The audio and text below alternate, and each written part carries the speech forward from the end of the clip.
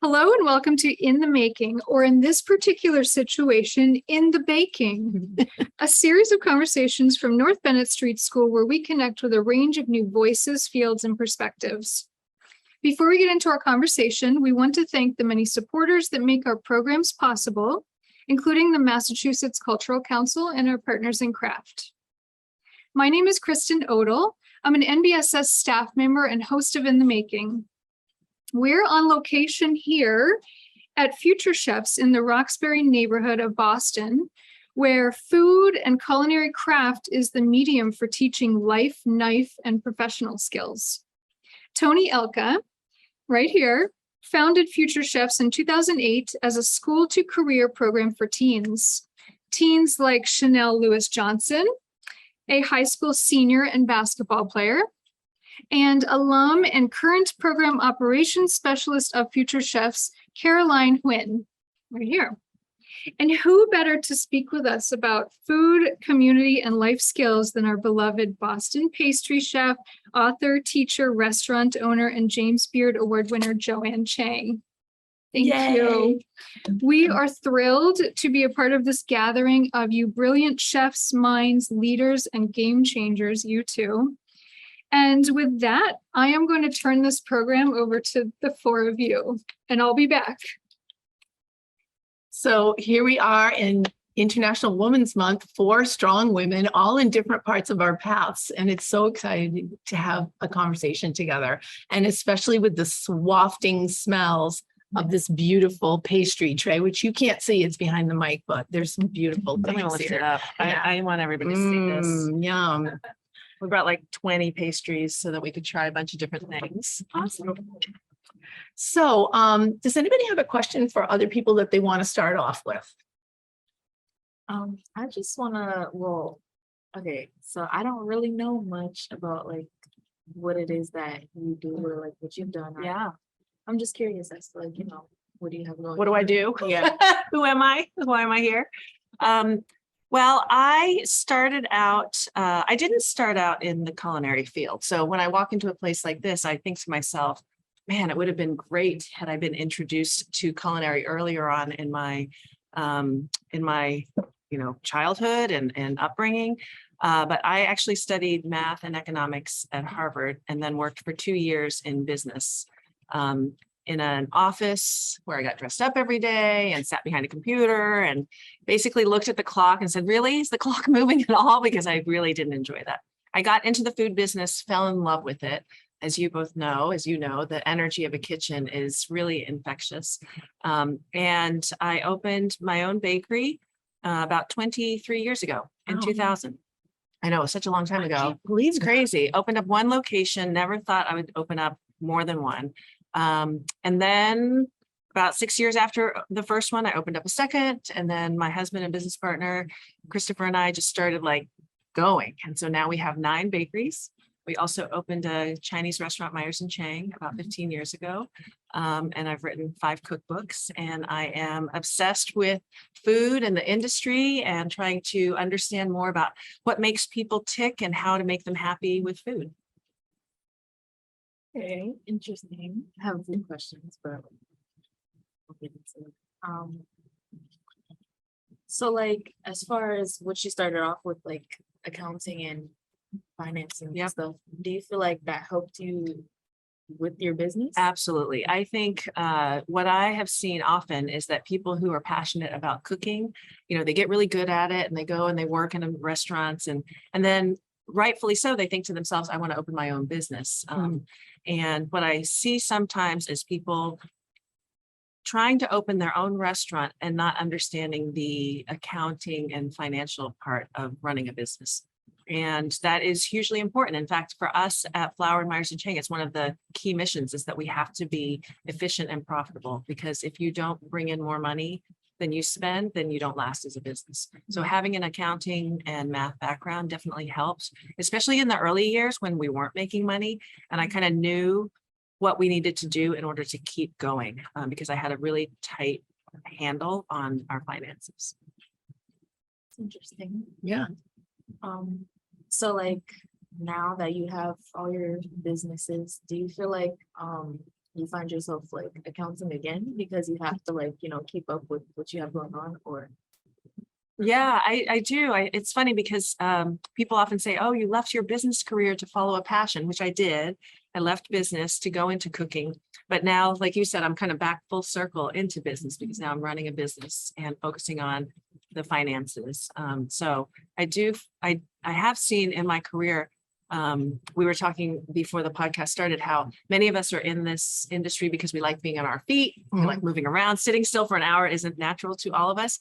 But I did that for many, many years. And then as the business has grown, I now have a team of people that bake and cook and they're on their feet. And I've kind of come back to being more of an office type person. So the career that I kind of left, I've come back into, but in an industry that I love. So it feels much better than beforehand when I was doing it for like insurance, which wasn't my cup of tea. You have a beautiful skill. You have a skill, but you're doing it for yourself and for your staff. And when you own a business, it's so important that your business is strong and solid because other people's lives depend on you, right? Exactly. How's that feel? What is that like for you? It's a lot of responsibility. I mean, it's true. I look at the staff sometimes and I realize, wow, so-and-so you have gotten married and now you have a kid and you bought a house, and it's all due to, I mean, not all, but a lot of the ability to do that comes from working here and making a salary that allows you to create that life. And so it's a lot of responsibility, and knowing that every day people will say, well, what motivates you? Every day for me, what motivates me is that we have 500 employees who depend on Flour and Myers and Chang for their livelihood. And so I want to make sure that when I go to work every day, that I try to make it the best business it can be, that I try to be the best leader I can be, because they are giving themselves to our businesses. And in turn, I want to give them a stable and healthy support system. How does that feel for you to hear that when, I know that you've thought about starting a business and you're younger in your career, like what goes on in your head when you hear this story? I learned a lot, that there's actually more than just cooking. Sorry, I'm a little nervous. But yeah, it's just, I didn't realize there's a lot to it that I actually don't have the skills for. And like, I never knew that was part of it as well. Right, because you thought about doing a banh mi shop, and you can make a bad banh mi, meaning a good banh mi. But there is so much more to it that takes you away maybe from that passion.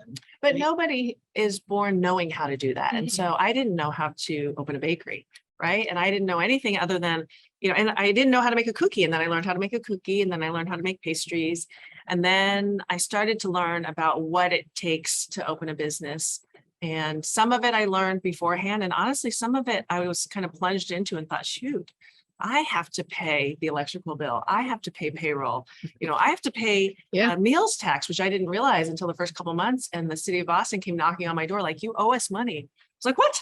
What are you talking about? You just don't know. Exactly. You don't know what you don't know. Yeah. And so I think, yes, now you don't know how to open a banh mi place, but that doesn't mean that you won't know how. Yeah. It's actually good that you know what you don't know, because then you'll actually go seek out that knowledge. I think sometimes when we don't know what we don't know, then we don't know how to get that experience and that knowledge. For me, like starting a business, which is really a nonprofit business, came because I was really interested in, I had a passion for young people and for cooking, which is how I made a living as an artist. And I wanted to bring all those things together. And, but I did not know anything about running an organization.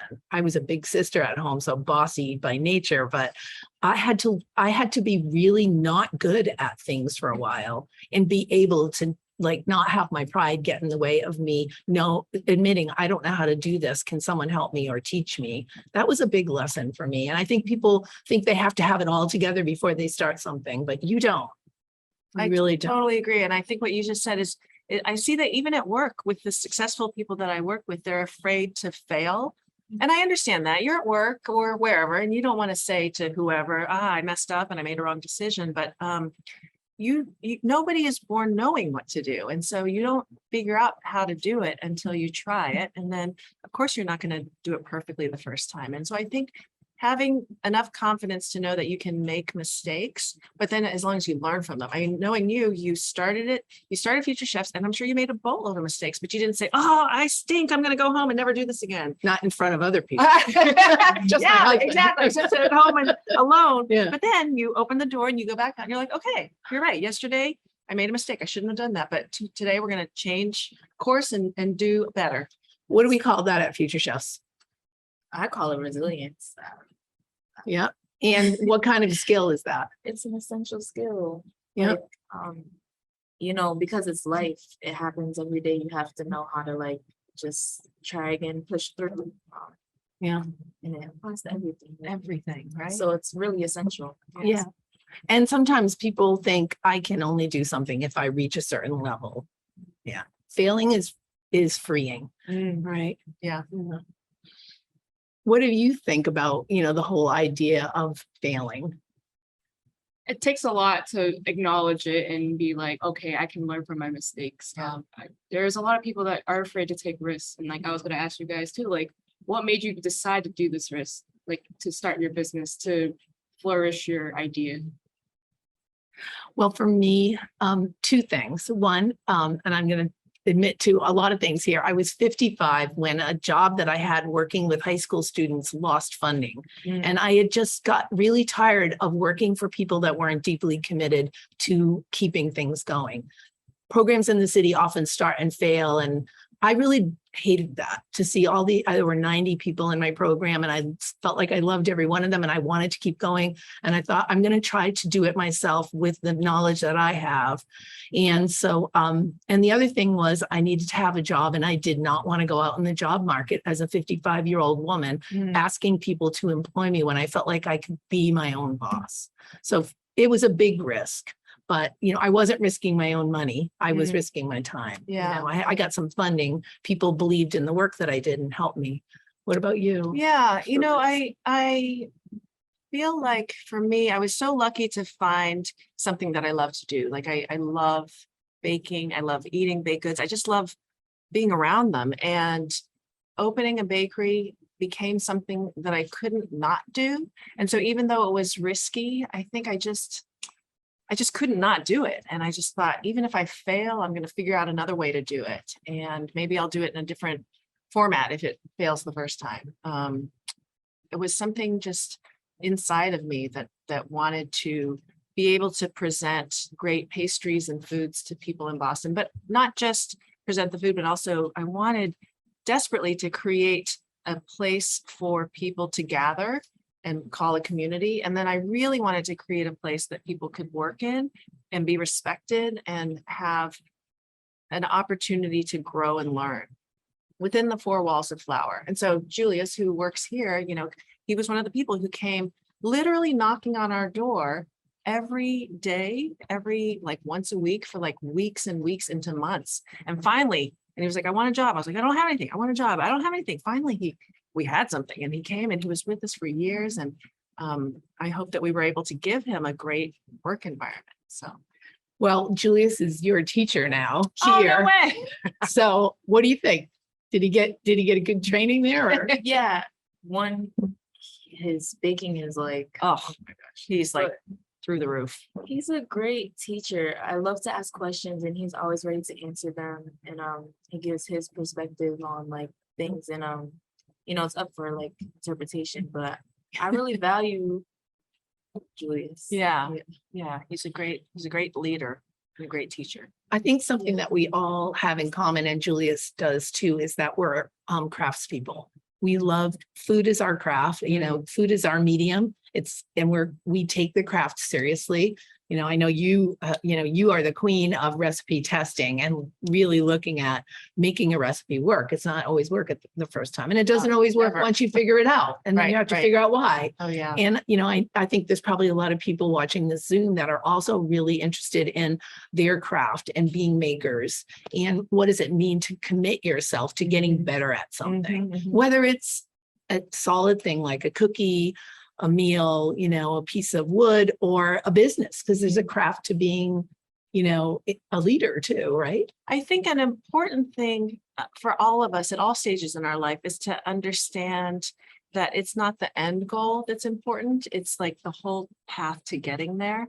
And so, you said recipe testing, takes many iterations. It takes so often you have to take a recipe and do it over and over and over again. And if you don't enjoy that process, then eventually you'll just give up and you'll end up with something that's mediocre. And so whatever craft it is that is your passion, understanding that the path to get to better should be part of the fun. It should be something that's feeding something inside of you that makes you feel excited to wake up and keep doing it. Have you ever had a cooking fail that got you excited about trying it again? Oh, numerous times. So when I was in the program, we had small plates happening here, which would each senior was doing a dish, and I'd practiced this dish like so many times. I was sick of looking at it, but I really enjoyed the process of trying to redo it, fix it, tweak it. At the end, everyone loved it. I still don't really know what it tastes like as the final product because I got really tired of tasting it so much. But what was it? It was the bao with the pulled pork. That one went through a lot of phases. It was supposed to be like pork belly, but it didn't really work out because like as production wise, it's too much to handle. So that's why we switched it up to make it make sense. So like instead of making like a small plate of it, which is pretty simple, make it into like multiple ones at the same time. The challenge. Yeah. Joanne, tell me a little bit about who do you go to? Who's your sounding board? Oh, Christopher, for sure. Yeah. I mean, it helps, he's in the business. He knows me. We have the same goals and we just come at it from different perspectives. And so Christopher, and we're very dissimilar as people. We have such, what he's good at, I'm not great at, and vice versa. And so it's really great to come home and say, this happened and I've got this challenge, and just hear his perspective. So he's somebody I bounce a lot. What's the difference between when you first started not having a partner and having a partner? Like, I think when I didn't have Christopher as my partner in the very beginning, I stumbled a lot because there was nobody that was giving me feedback on how I was as a leader and as a boss. And I think, if you two end up doing your own thing, you need somebody that you trust, that that will be honest with you. Because I think the first many years before Christopher got involved, I wasn't a great boss. I think I thought that I was presenting something to the staff that was different from what I was actually presenting. And having Christopher, who is very honest and open with me, was great. Just to have somebody who's kind of looking at decisions and looking at my interactions with people and being able to say, you think you came across this way, but you actually presented this to the staff and that's not what you wanted. So I think that's been super helpful to have. I mean, I think we need that in our life too, not just in business. You need that person who loves you and who's going to tell you that you're being a jerk or you're coming across, in a way that you didn't quite expect. yeah. I think that's really important because we live in a culture that's so individualistic. We think we have to have it all. And I think especially for makers who really love that solitary practice of being in their studio and working on something, going from that to run, to selling your things or, having a business, it's so important to recognize there's a whole other bunch of skills that you might not be very good at. And you don't know. For me, one of the hard things was that I tended to want to mother my staff, but I'm not their mother. I'm their boss. And it was really hard for me to learn that what they really wanted from me was clear direction about what was expected. And so you get to know yourself, right? And having somebody to give you feedback helps you because you can't see what you can't see, right? Yeah. You know that as an employee and a student of the program. She's watched me grow too. I've watched you grow. And now we get to watch you grow. So what's missing here in Roxbury? A flower bakery. Sounds a layup.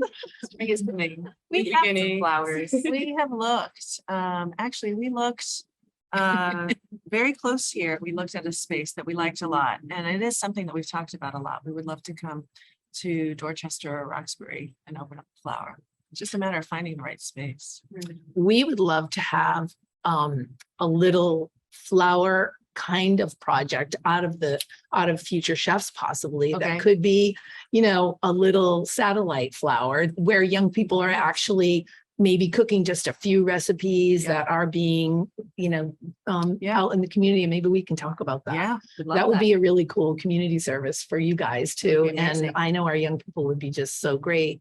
Yesterday we had some bakers in from another company. Were you guys here for that? I was here. Yeah. yes. And they basically put our young people through some paces, but Oh, talked good. about essential skills and life and knife skills. So come back. Yeah. And bring your team. Absolutely. Yeah, sure.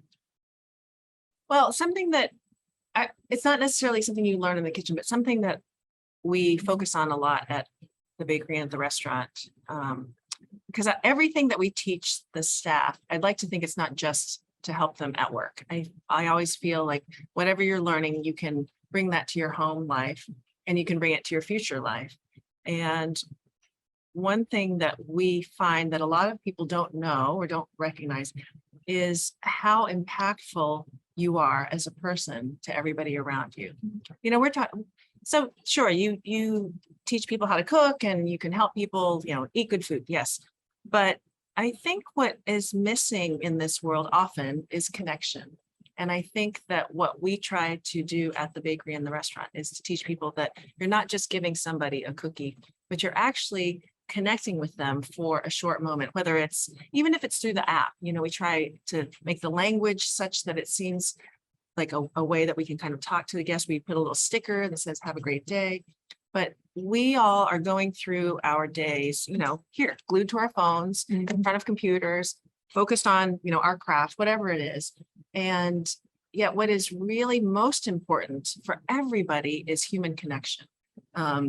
As much as we all like to be solitary and do our thing, the thing that actually feeds us and gives us happiness is looking people in the eye and making connection and understanding that we're all dealing with this crazy world together. And I think when you're working in a bakery or a restaurant, it's easy to think, oh, you're just pouring coffee or just putting pastries in a bag, but you're doing that and hopefully looking somebody in the eye and saying good morning and thank you and have a great day and giving somebody a sense of, oh, I've been seen and I'm important. And now I'm going to go off and go to work and feel a little bit better about myself and then hopefully spread that to other people. So that's something that I feel is very transferable. Just working with people, you forget how important it is to actually make eye contact and understand the power of that connection. Yeah. I think sometimes we get so wrapped up in our tasks, we stop thinking that we're here with other people doing things and just taking out that time to even in your day-to-day work with your coworkers. Right. Because, a bad day for a coworker can make a bad day for everybody. Absolutely. So here, like if someone's having a bad day, we want to definitely acknowledge it. And like, maybe you need some time by yourself just to chill. What can we do? And, we don't always get it right, but we do try. I think that is the transferable skill, recognizing it's not all about you. I think another transferable skill that's a little bit more nuts and bolts is, with cooking and in baking, there's a lot of planning that happens. And I think we can all make a cookie if we just walk into a kitchen with a recipe and kind of figure it out. But to make it well and to enjoy the process, we were talking earlier about how it's the process. It's not just, yay, I made a cookie, but it's, did I have fun while I was making the cookie? And so being able to think clearly and plan ahead, kind of think 3 or 4 steps ahead. Like if I do this, then I'm going to have to do this. Oh, and then I have to make sure the oven is on, all of those things, backtracking and kind of in yourself, building that skill. It's a muscle that you practice by just planning. And the more you plan, then the better chance you have of kind of controlling the end outcome. And I think that's what kind of we're fearful of is, I don't know what's going to happen. I don't know what's going to happen. You have the ability to control a lot of what's going to happen if you stop and think and plan. So I think that's definitely a transferable skill. Yeah. Mise en place, right? Yes. Mise en place. I would definitely have to say, like, when I cook in the kitchen, I was already like an organized kind of person outside of the kitchen, but when I came in, I realized how important it was to like prep or like pull out things ahead of time, preheat and stuff like that. That way, in the end, everything comes out at like the right time, perfect, and you can sit down and enjoy it while it's hot. Exactly. How do you think you might apply that in your life outside of the kitchen? Just Just like, thinking about that. I guess seeing like what needs to be done, and then like you said, like planning, knowing like how long it might take for one task, like time management, or like even if you have a deadline or like something due, to just know how to sit down and organize it in a way that it comes out at the deadline, or you know, to your liking. And I think even like bigger goals, like there's the deadline of, oh, tomorrow I have to get this done, but there's also the goal of in 5 years, I want to be here doing this. And then being able to like plan through, okay, well, that means that sometimes maybe I'm going to be in a situation that I don't love. And maybe I don't really love doing whatever, but I know it's important for me to get there. And so having that vision where you can see the path, then anticipating the times where you know it's going to be super fun, because the path isn't always fun. I mean, I think that's something that's important to acknowledge too. Like, we don't have fun every single moment of the day. There's definitely days and moments that stink. Put your head down and Yeah, get it done. exactly. But I think if you've got a plan, then you can put your head down and get it done and not give up, because you know that after that step is the next step, which is hopefully more fun. For me, I started out as a painter before I became a youth development person. And what I loved about the process of painting is making marks and changing the marks and getting rid of that. And, you know, I didn't necessarily know where I wanted to go with a painting. And sometimes it would work out, and it was a constant process of discovery. Not always, it's great with program design, but not with business development. You really do have to know where you're going when you want to have, you know, that you want your business to, like for here, I need to have $1.3 million in funding to maintain this building. And I have to figure out how it's all going to happen and what are we going to have to do in every step. That's very different than the creative process. You can be creative about it. You know, you can find creative ways to do the things, but you do have to have a specific goal in mind in order to get there. Yeah, I think that's a really different thing. And again, for all the makers out there, you know, those skills, they do transfer over. Being able to have all your tools laid out and all the materials that you want and all of your, and the time that you need to do it. Like a critical thinking. Yep. So I was part of this program back when I was in high school too, which was like 6, 7, 8 years ago. Wow. That was a hot minute ago. But like I came into this space not knowing what I wanted to do, not really knowing who I was as a person either. This space became my safe space where I was able to kind of just like talk it out. Even in like high school, I was kind of like at my low point in high school. I was really frustrated with myself. I didn't know how to go about it. But when I came into this space, it was like, oh, I have these people. I've been involved with the program since like up until in high school. I'm still here too. But like the skills that I've learned in what I wanted to pass off to the young people now is just having that safe space for them. So like when I do coaching with them, figuring out their post-secondary plan, or just even things that's going on with their lives, I want them to be comfortable, be able to be like, I need this, or like just be that person for them, and having the space for them to come and enjoy. From the cutting board, I love teaching like the young people like how to do things. Like when we have prepares, we have new students coming in, they don't know anything about the kitchen or even holding a knife.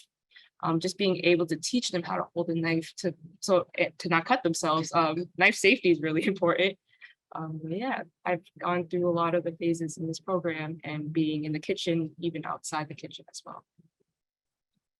Yeah, I can definitely say like you have created that safe space for us, because like coming from like middle school and then not really know what I was doing in high school and kind of struggling there, when I came here, even from like my old regular job, like it was very boring, and you know, still being young, I needed to do something with my hands, and I came here, I was able to do that, and along with that, I had people who cared about like where I was going, or you know, what I was going through.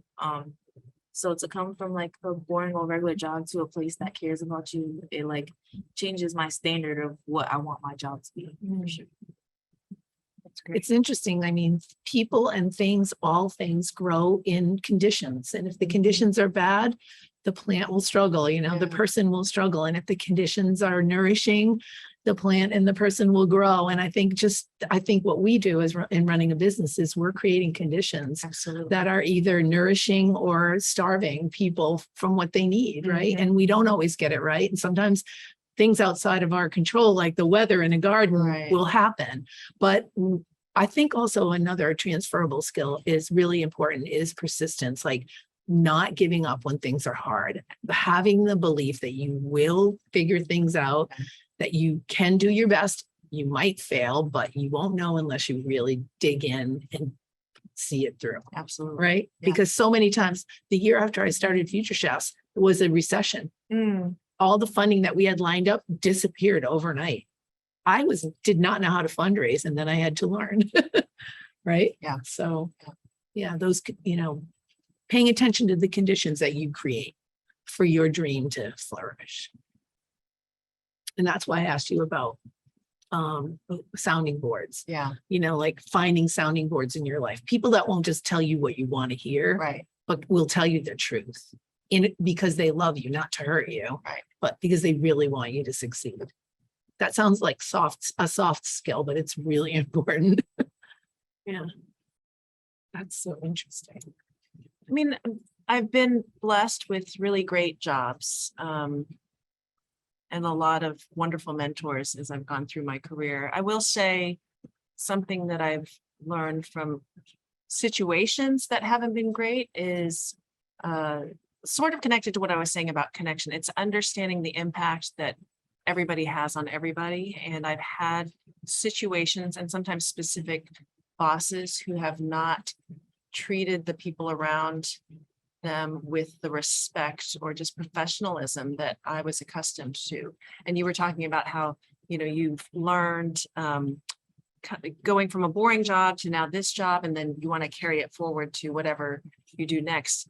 That's how I feel. I want the people who work for me to understand what it is to work in a great place, hopefully, and then to expect that wherever they go. And so I think the things that I've learned from less great jobs or situations is that when you're not treated with respect, or if you don't have a connection with your team, it feels awful. I mean, it's obvious, we know that, but I think it's so important to know that everybody who's working for you matters, and they might not be great at whatever they're doing, but they're trying, and it sounds like here you're able to have the freedom to make mistakes and have people who care and want to show you. And I think I've learned when bosses don't give you that, then it's not only is it demoralizing and boring, but it just makes you not want to stay and not want to keep going, in that job or in that industry. So,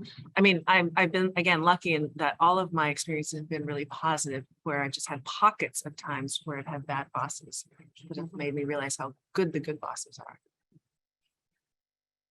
For me, I think one thing that I learned is that the energy that, there's an old saying that the love you make is the love you take, but the energy that you have to bring energy to whatever situation, if it's bad, if it's good, whatever, that you only really have control over yourself, and that your actions are the only thing that you have that you can rest on. I have a Thich Nhat Hanh quote to remind me of that. And on my office door, like everything else will come and go, and you don't have control over it, but what you do, how you do it. Because sometimes I think when we're unhappy, we want to blame other people.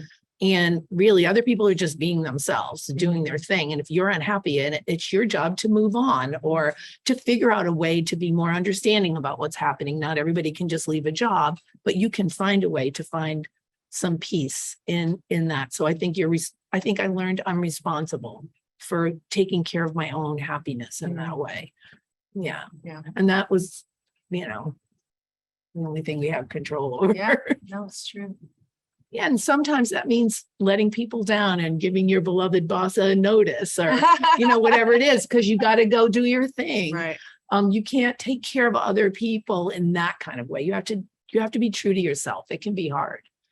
Yeah, I was gonna talk about that too, like self-advocacy, being self-aware. Like, we always think about other people, but there's, at the end of the day, it's like, have you even thought about yourself? Yeah. And how do you take care of yourself? We always tell the young people too, just how to take care of yourself. What do you do to take care of yourself or stuff like that. But it's just like, I'm also still learning it myself, but I want, you know, the young people to kind of like get that like jump start to like think Right. about it. So when they get older, they'll be like, oh, I was self-aware of this when I was younger. Yep.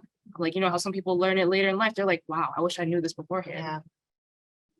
I would, you know, I was actually warned of this. I just didn't listen.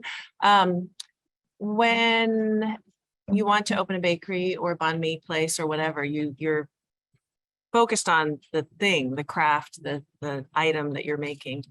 And I was warned then, and I would go back and tell myself that it's all about HR. It's all about human resources. It's all about people. And I learned that over the years because there are very few businesses or industries or anything that we can do for ourselves that is a one-person job. You know, I can't think of anything actually that's just a one-person job. We all depend on other people, whether it's a partner and maybe it's just two people doing something, or it's a group of people. And understanding that that those people are your business, you know. And so I had this dream of what a bakery should be. And I just assumed everybody around me would know what it was. And I needed to understand how important it was to teach them what I wanted. So human resources, I would tell myself, learning how to communicate well to my coworkers, learning how to set expectations very clearly, being super consistent, setting the standard and the expectation, and then being consistent with making sure everybody met that standard. I think that's what I would focus on. We do tastings. Actually, there's a tasting waiting for me when I leave here of a couple muffins that we're testing. And honestly, how to keep the passion alive, Instagram. Instagram, I have found, is the easiest way for me to visit multiple bakeries all in one night. You know, at the end of the evening, at the end of the day, I spend some time on Insta and I just look at different people that I follow, and they often will tag, you know, other bakeries, and I go and I see what other people are doing. And from there, that will inspire us in terms of testing.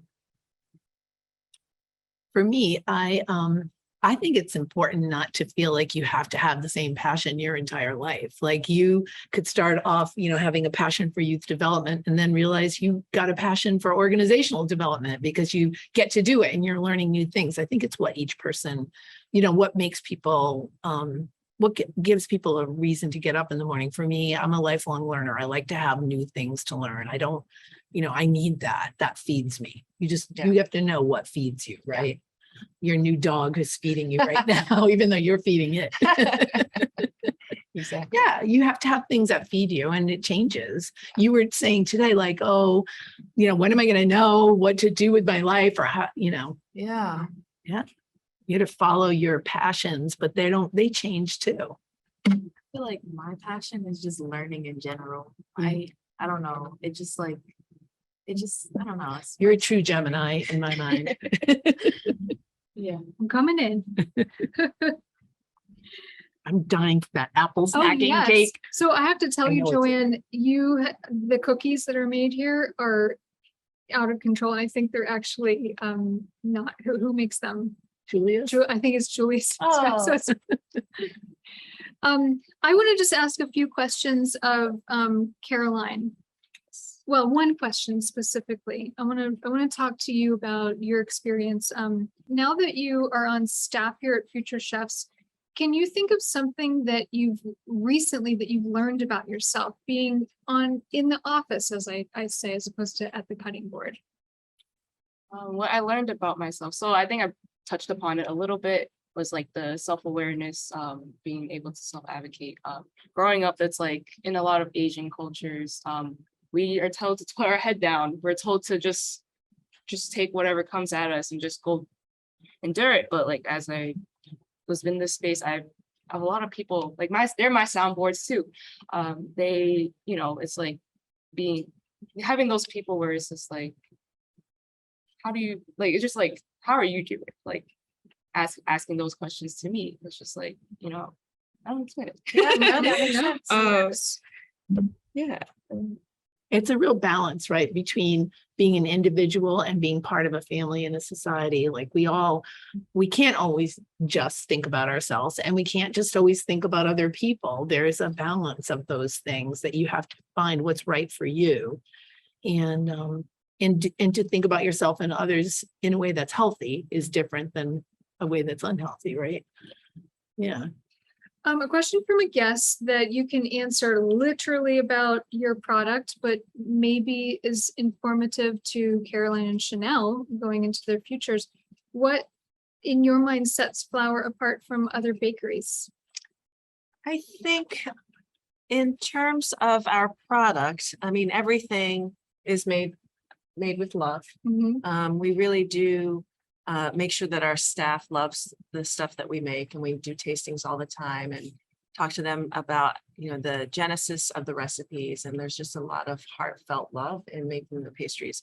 I think overall, what sets us apart from other places is that we truly care about our guests and about our team. We really want every single person who walks through the doors to leave happier, whether that's you as a guest, whether that's me as a baker, or the produce vendor who comes in, or the DoorDash driver who's picking up.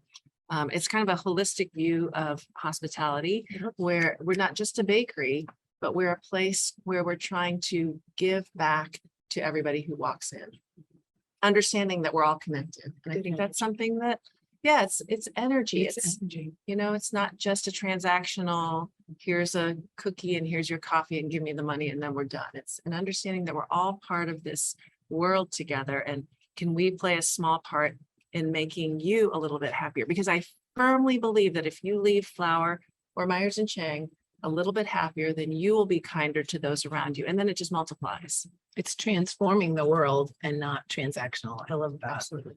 Yeah. Thank you. I have one last question, and then please, you all, questions for Joanne and Toni. What's something, so recipe creating, testing is like a constant learning process for Correct. you. Yeah.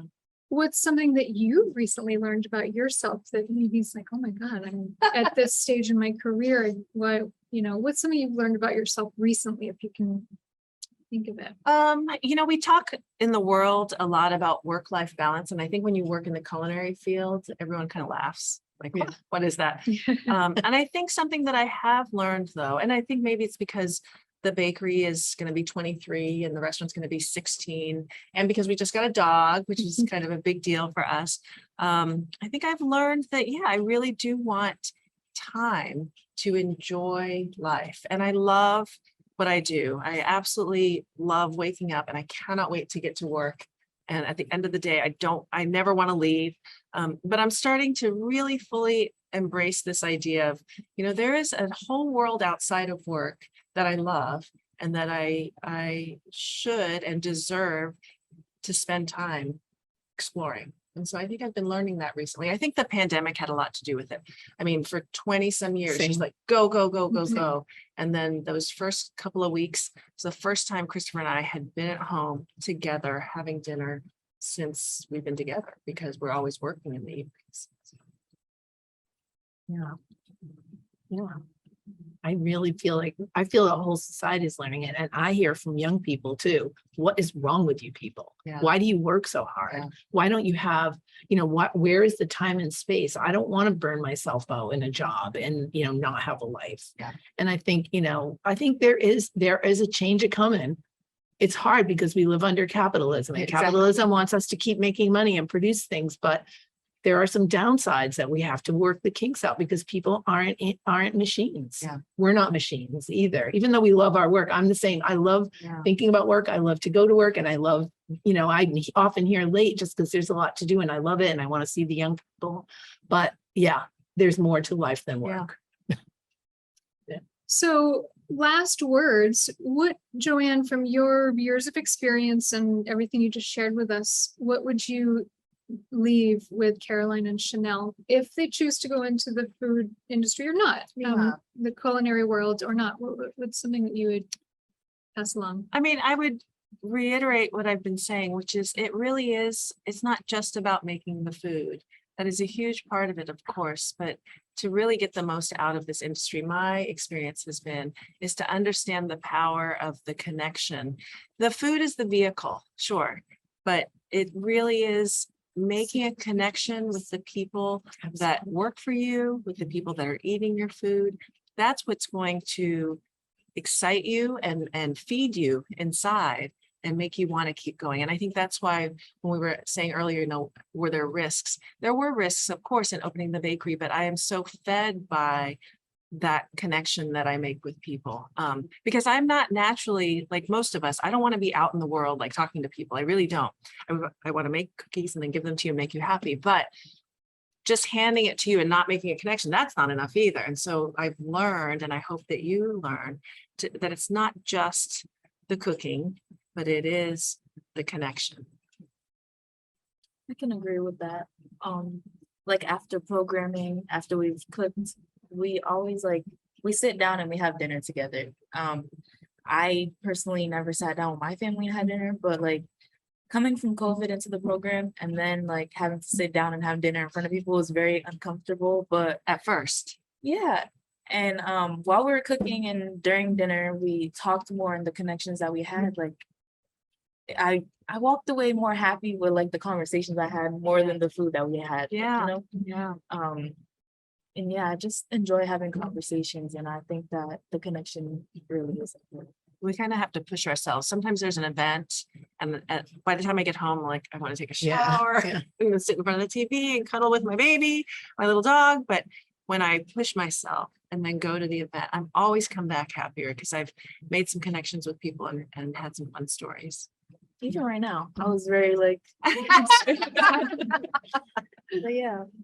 I want to say that Caroline walked in this morning and we're like, the person that Guess was supposed what? to be here Yeah. can't be here. Could you sit in? And I can tell you honestly that Caroline, who walked into Future Chefs as a 16-year-old, would not have been able to just easily do that. Aw, She's just cute. grown Yeah. so much. And, we grow and change, and we keep growing and changing no matter how old we are, if we're engaged with life, right? You get out of your rut. Yeah, I Yeah. would say ever since actually teaching the young people, I was actually very quiet. Yeah. I like to be in the, I personally love being in the back of the house more. Right. But like I'm like trying to like pry into the front of the house a little bit, but like after being here, I'm actually a lot louder than what Yeah. I normally am. Oh, I was so surprised. I was like, is that the same Carol? But you just needed the opportunity to have to do that thing, right? Yeah. And like now I'm just very comfortable being out there and being like connecting with all the young people. Amazing. Yeah. Well, thank you all. This has been Thank you. awesome Thank to you. witness and to Thank hear you. you. all. I'm so glad Thank you two you. spoke, and I'm so glad you were here. I mean, sorry, Will, but Caroline was great. And I think it's time to eat some pastries. I And know. thank you to all of our guests for being here with us. We'll see you at the next In the Making, and let's eat. Yeah. Bye. Bye.